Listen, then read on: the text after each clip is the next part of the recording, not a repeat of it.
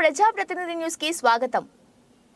ప్రభుత్వమే మాట ఇచ్చి ప్రజలను మోసం చేసిన ఘటన చరిత్రలో ఏనాడు లేదని, మాట ఇచ్చి రైతన్నల నడ్డి విడిచిన అపకీర్తి ప్రస్తుత కాంగ్రెస్ ప్రభుత్వానికే దక్కిందని జగదీష్ రెడ్డి మండిపడ్డారు. ఉమ్మడి నల్గొండ జిల్లా వ్యాప్తంగా ఎండిపోయిన పంట పొలాలను జగదీష్ రెడ్డి పరిశీలించారు.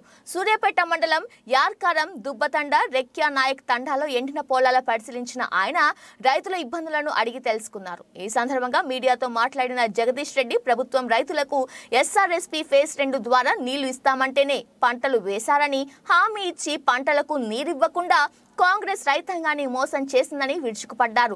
ప్రభుత్వాన్ని నమ్మి ఒక్కో రైతు 25 నుండి 30,000 పెట్టుబడి పెట్టి ఆగమయ్యారని అన్నారు. ప్రభుత్వం అవగాహన రాహిత్యం వలన రైతులు రోడ్డున పడ్డారని పేర్కొన్నారు. మా ప్రభుత్వం హయాంలో మొన్నటి వరకు జాలువరిన పంట పొలాలు నేడు మోడు వారడానికి కారణం 100% ప్రభుత్వ నిర్లక్ష్యమే అన్నారు.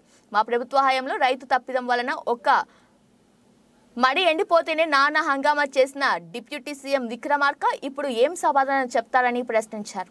రాష్ట్ర వ్యాప్తంగా పంట పొలాలు ఎండిపోతున్నప్పటికీ మంత్రులు కనీసం సమీక్ష చేయకపోవడం రైతుల పట్ల ప్రభుత్వానికి ఉన్న మొసలి కన్నీలకు నిదర్శనమన్నారు. పంట నష్టంపై మంత్రివర్గ సమావేశం ఏర్పాటు చేసి రైతులకు భరోసా ఇవ్వాలని డిమాండ్ చేశారు. గవర్నమెంట్ ఏమన్నా నష్టపరిహారం కట్టించే మాట్లాడదాం, డిమాండ్ చేద్దాం. మనం చేసిన పోరాటం మనం చేద్దాము, చెప్తున్నాం. కావాలంటే సార్ వాళ్ళు కూడా ఎంక్వైరీ వచ్చి చేసుకోవాలి సార్. ఇప్పుడు ఈ బిల్లులు చేసుకోవాలని కూడా వచ్చి ఎంక్వైరీ చేసుకోవాలి. దాంట్లో దొంగదాపం అయితే లేదు. నేను చెప్తూనే ఉంది లెక్క.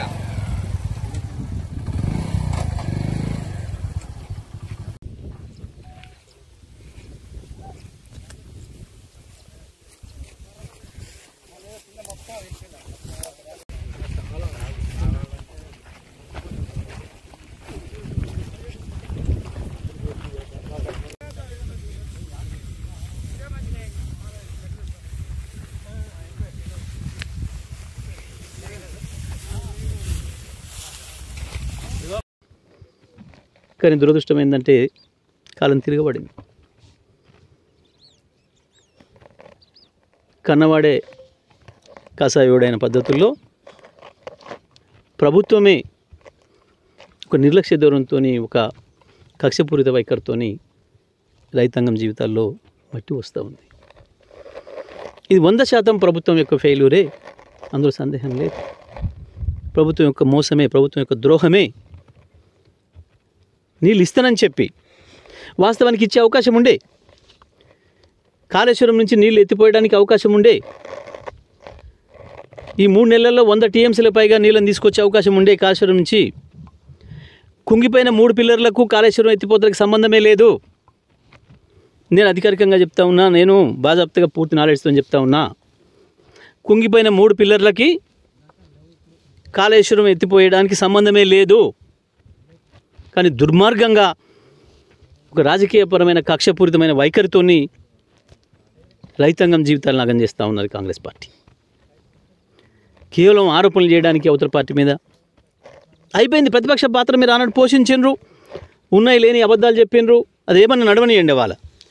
కానీ వాళ్ళు మీరు ప్రభుత్వానికి వచ్చిండ్రు, అధికారం మీ చేతుల్లో ఉంది, గేట్లు లేపే అవకాశం మీ చేతుల్లో ఉంది, మోటార్లు ఆన్ చేసే అవకాశం మీ చేతుల్లోనే ఉంది. మేము ఒత్తుకున్నాం, మేము చెప్పినాం, అసెంబ్లీలో కూడా చెప్పినాం, ఇప్పటికి కూడా నీళ్ళు ఎత్తే అవకాశం ఉంది, ఎత్తండి అని చెప్పినాం. ప్రభుత్వం ఇంత దారుణంగా మాట చెప్పి మోసం చేయడం అనేది చరిత్రలో ఎప్పుడు కూడా జరగలేదు. రావచ్చు, నేచురల్ కెలామిటీస్ ఆకస్మికంగా రావచ్చు, చెప్పి రావు, వాస్తవమే. కానీ ప్రభుత్వమే అన్ని అంచనాలు వేసుకొని, అన్ని ప్రాజెక్టులో ఉన్న నీటి నిల్వల్ని లెక్కలు వేసుకొని ఎంత మేరకు పెట్టాలి పొలాలు, ఎంత మేరకు ఇవ్వగలుగుతాం అనే విషయాన్ని చెప్పడం అనేది బాధ్యత. కానీ ఇవాళ లక్షలాది ఎకరాలు ప్రభుత్వ నిర్లక్ష్యం వల్ల, ప్రభుత్వానికి అవగాహన లేకపోవడం వల్ల, అధికారులకు సరైన ఆదేశాలు ఇవ్వకపోవడం వల్ల, లేదా కక్ష సాధింపు ధోరణితో ఈ ప్రభుత్వం రైతాంగం బ్రతుకులు నాశనం చేస్తూ ఉంది. నిన్నటి దాకా జాలువారిన పొలాలు ఇవాళ మన కళ్ళ ముందే నెరలు వస్తున్నాయి. 2014 తర్వాత మన అదృష్టం కేసీఆర్ గారి రూపంలో వచ్చి తెలంగాణ రాష్ట్రం ఏర్పడ్డ తెల్లవారి నుంచే వ్యవసాయ రంగమే ప్రధానం కాబట్టి వ్యవసాయ రంగం పైన దృష్టి పెట్టి కేసీఆర్ గారు మళ్ళీ ఒక విశ్వాసాన్ని ఇచ్చి భారతదేశానికి మొత్తానికి దిక్సూచిగా తెలంగాణ వ్యవసాయాన్ని తయారు చేసి మళ్ళీ ప్రతి ఒక్కరు తిరిగి వచ్చి వలసలు పోయిన వాళ్ళు వచ్చి ఊళ్ళలో వ్యవసాయం చేసుకునే పరిస్థితి కల్పిస్తే 3 నెలలు కాకముందే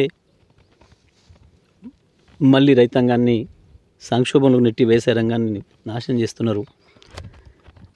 నేను మళ్ళీ డిమాండ్ చేస్తున్నా, ఇప్పటి వరకు ముఖ్యమంత్రి కానీ మంత్రులు కానీ సమీక్ష చేయలేదు.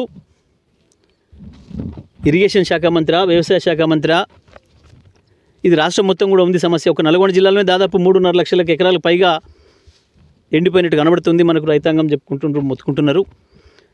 ఇది రాష్ట్ర వ్యాప్తంగా కూడా ఈ సమస్య ఉంది కాబట్టి వెంటనే సమీక్ష చేయాలి, అధికారులకు ఉత్తర్వులు ఇవ్వాలి, నష్టపోయిన రైతాంగం గురించి ఆలోచన చేయాలి, వాళ్ళకి ఎట్లా ఊరటనిస్తారో ఎట్లా ధైర్యాన్ని ఇస్తారో. నేను మీలాగా లక్షలు ఇవ్వండి నేనేం డిమాండ్ చేయడం లేదు, నోటికి ఏది వస్తుంది మాట్లాడడం లేదు. నేను ప్రతిపక్షంలో ఉన్న ఇవాళ బాధ్యతాయుతంగానే మాట్లాడుతున్నా. ప్రభుత్వం యొక్క ప్రణాళిక ఏంది? ఎండిపోతున్న పొలాల పట్ల, అవి చూసి కన్నీళ్ళు వస్తున్న రైతుల పట్ల మీ ఆలోచన ఏంది చెప్పండి. అందరం కలిసి ఒక ధైర్యం ఇవ్వాల్సిన అవసరం ఉంది రైతాంగానికి. మళ్ళీ వ్యవసాయం మీద విశ్వాసం సడలనీయకండి.